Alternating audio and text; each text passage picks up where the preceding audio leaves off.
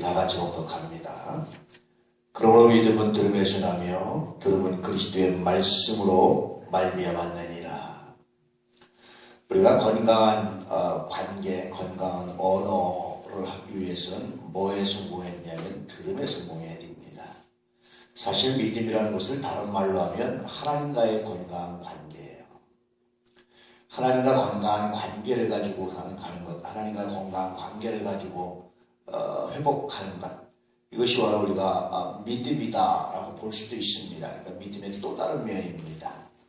물론 믿음은 우리가 예수를 믿고 예수를 하나님과 그리스도로 고백하고 믿는 것, 이것이 믿음이에요. 그런데 또 다른 면에서 보면 그러므로 뭐가 이루어집니까? 하나님과 건강한 관계가 회복되고 우리가 하나님과의 건강한 관계를 가지고 살아갈 수 있다는 거예요. 왜냐하면 예수님께서 십자가를 지신 이유 중에 하나는 뭐죠? 화목제로 되신 거잖아요.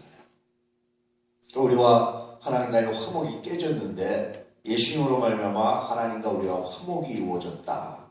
다시 말하면 관계가 회복되었다, 건강해졌다라는 것을 말하는 겁니다. 그러면 그 믿음 통해서 믿음을 갖는 방법이 뭡니까? 그 들음에 있다라고 그러죠. 믿음은 뭐에서 나며? 들음에서 나며. 그 들음은 뭐라고 합니까? 그리스도의 말씀이다. 그리스도의 말씀으로 말미암았다 이렇게 얘기하죠. 말미암았다라는 것은 뭐냐면 그리스도의 말씀이 통로가 되었다라는 겁니다. 그래서 로마서에서 말하는 믿음은 뭐냐면 하나님의 구원 계획이에요. 하나님의 구원 계획이 예수 그리스도를 통해서 우리에게 주어졌습니다. 그러므로 우리의 구원의 유일한 길은 예수 그리스도 뿐입니다. 그런데 우리가 무엇을 믿는 거냐면 예수 그리스도가 우리의 유일한 구원의 길이며 그 길 가운데 그 길은 하나님의 구원 계획입니다라는 거예요. 그래서 우리가 하나님의 구원 계획을 믿습니다. 그 구원 계획이 뭡니까? 예수 그리스도죠. 그래서 이런 들음, 이런 말씀을 들을 때 비로소 우리가 믿음이 생기고 비로소 우리가 하나님과 화평하게 되고 비로소 우리가 구원받게 됩니다. 결국은 이것이 하나님과 소통하게 합니다라는 겁니다. 사람 사이에도 마찬가지인데요. 사람도 서로 소통하기 위해서는 뭐에 성공해야 됩니까? 들음에 성공해야 되는 거예요. 그것을 내 마음대로 내 생각대로 듣는 것이 아니라 하나님의 구원 계획, 예수 그리스도를 통한 하나님의 구원 계획을 듣듯이 그가 나에게 하고 있는 정말 중요한 메시지가 무엇인지를 귀를 열고 들을 때 비로소 관계가 회복될 수 있다라는 거예요. 관계가 깨졌다라는 것은 의사소통이 막혔다라는 것과 동의합니다. 의사소통이 막혔다라는 것은 내가 그의 말을 듣지 않고 있다라는 것과 동의해요. 뿐만 아니라 그가 내 말을 듣고 있지 않다라는 겁니다. 나 무슨 말 하는 줄 알아? 나 네가 어떤 뜻인 줄 알아? 어떤 말로 하는 줄 알아? 나 당신이 무슨 말인 줄 알아요? 라고 말하지만 그러나 소통되지 않는다면, 화평하지 않는다면 그것은 모르는 것과 같다라는 겁니다. 상대는 계속해서 겉으로는 비슷한 말을 하지만 속으로는 다른 말을 하고 싶은 건데 표현을 할 줄 몰라서 그러거든요. 근데 그것을 알아채지 못하고 이해하지 못하면 여전히 소통은 이루어지지 않고 있다라는 것을 말해주고 있는 것이 바로 오늘 말씀의 의미 중에 하나입니다. 그러므로 여러분 오늘날을 살아가면서 나는 무엇을 듣고 있는지를 생각해 봐야 돼요. 나는 과연 하나님의 구원 계획을 예수 그리스도 안에서 듣고 있는지, 나는 과연 그가 나한테 하고 싶은 말을 내가 정말 듣고 있는지, 무엇을 듣고 있는지 한번 좀 생각해보고 묵상해봐야 됩니다.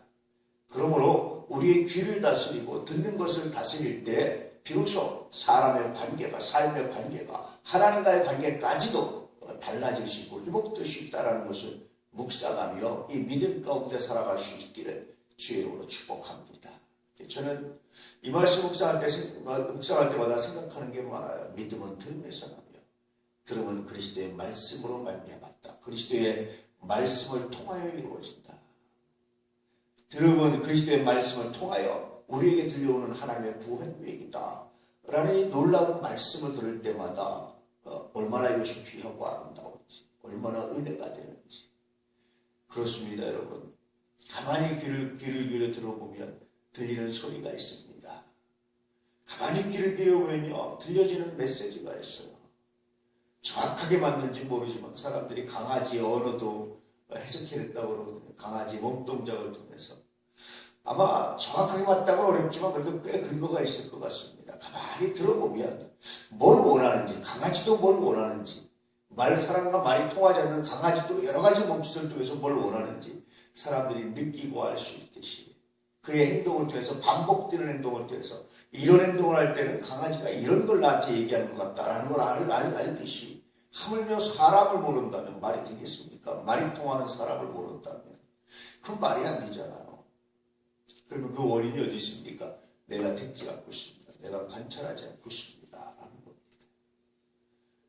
모든 불화의 현장에서, 모든 다툼 현장에서, 모든 깨어진 관계 안에서 오늘 말씀을 기억하시고 관계를 회복해 나가시는, 은혜를 회복해 나가시는, 말씀 가운데 승리하시는 거룩한 역사가 있기를 축복합니다. 한 가지 질문을 던지죠.